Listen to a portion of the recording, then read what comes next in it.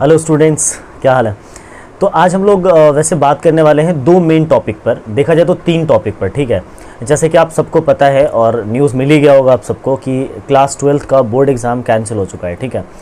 और मतलब एक रात पहले मैंने वीडियो बनाया था और अगले दिन ही ये न्यूज़ आ गया कि कैंसिल हो चुका है, ठीक है। मैं थोड़ा सा लेट बना रहा हूँ वीडियो, लेकिन उससे हट के मैं थोड़ा सा बात करने वाला हूँ। सबसे पहली चीज़ ये कि जो मार्किंग होगी क्लास 12th की जो स्टूडेंट्स हैं उनके लिए जो रिज़ल्ट बनेगा, जो मार्कशीट बनेगी, उसमें जो मार्किंग होगी वो किस पैटर्न पे होगी, उस पर बात करेंगे हम लोग।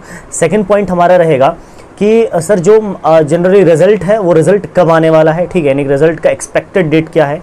और जो थर्ड पॉइंट हमारा वो ये है कि जो मार्किंग होगी वो जैसी भी हो, लेकिन उसके हिसाब से, उसके अकॉर्डिंग जो यूनिवर्सिटीज़ में एडमिशन है वो कैसे हो पाएंगे, ठीक है।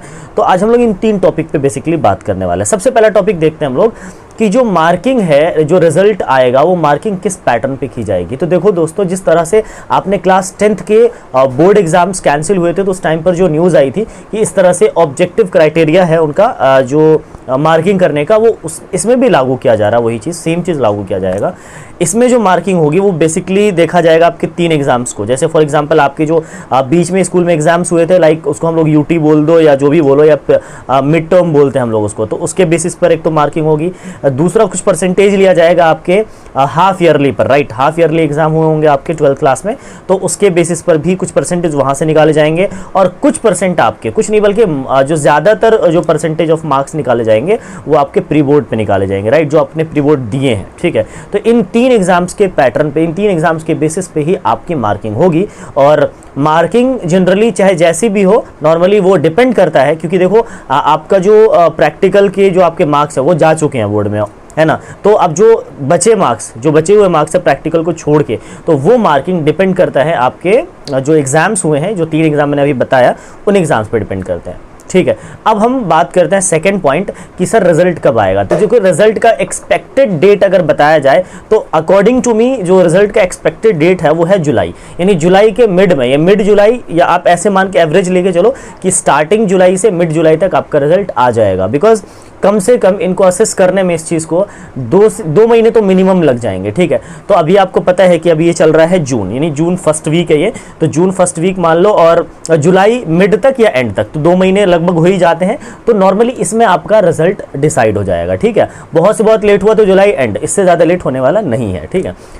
तीसरी पॉइंट और सबसे जो इम्पॉर्टेंट पॉइंट है वो ये है कि सर रिजल्ट जब आएगा तो हमारा जो एडमिशन है वो कॉलेजेस में, यूनिवर्सिटीज़ में, ठीक है, किसी को कोई कोर्स करना होगा तो वो उसमें एडमिशन कैसे होगा, राइट, उसमें एडमिशन का क्या क्राइटेरिया होगा, यूनिवर्सिटीज़ क्या प्लानिंग करेंगी उसके लिए।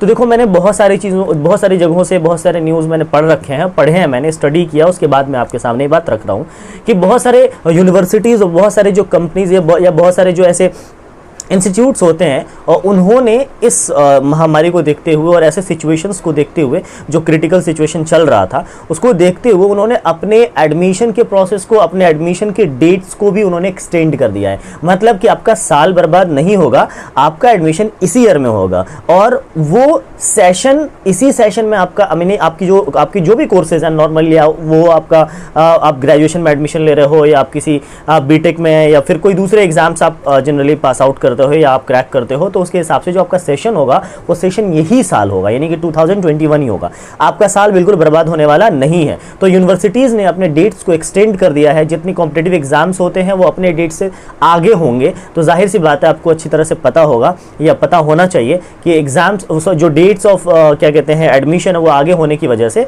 आप अगर कितने भी लेट, अगर आपके मार्क्स, आपके जो नंबर, वो मार्कशीट आ जाती हैं या आपका रिजल्ट आ जाता है, तो आपका एडमिशन इस साल रुकने वाला बिल्कुल नहीं है। तो इस बात की चिंता करने की जरूरत आपको बिल्कुल भी नहीं है। अब हम बात करते हैं कि सर अब पूरा ओवरऑल कंक्लूजन क्या है। इसका कंक्लूजन ये है कि देखा जाए तो एग्जाम कैंसिलेशन से बहुत ज़्यादा फायदा हुआ है तो थोड़ा सा नुकसान भी हुआ है। देखो, बहुत ज़्यादा फायदा ये हुआ है कि आपके दिमाग में जो कन्फ्यूजन्स पैदा हो रहे थे, बहुत लोग परेशान थे, क्योंकि देखो 10th में अगर ये कन्फ्यूजन होता तो 10th वाले इतने परेशान नहीं होते जितने 12th वाले परेशान होते हैं। बिकॉज 12th में क्या होता है, इंसान को अपने करियर की टेंशन होती है, मैं करना क्या, डिसाइड क्या करना है। भाई डिसाइड इंसान जब ही करेगा ना जब पेपर हो जाएगा, पेपर ही नहीं हो रखा तो डिसाइड किस बात की, ठीक है। तो इसका मतलब जो ये टेंशन, ये कन्फ्यूजन्स और ये जो प्रॉब्लम्स थे, लोग फंसे हुए थे पूरी तरह से, तो इस सिचुएशन से वो बाहर आ चुके हैं। तो ये एक अच्छी बात है, एक पॉजिटिव रिस्पॉन्स है, राइट।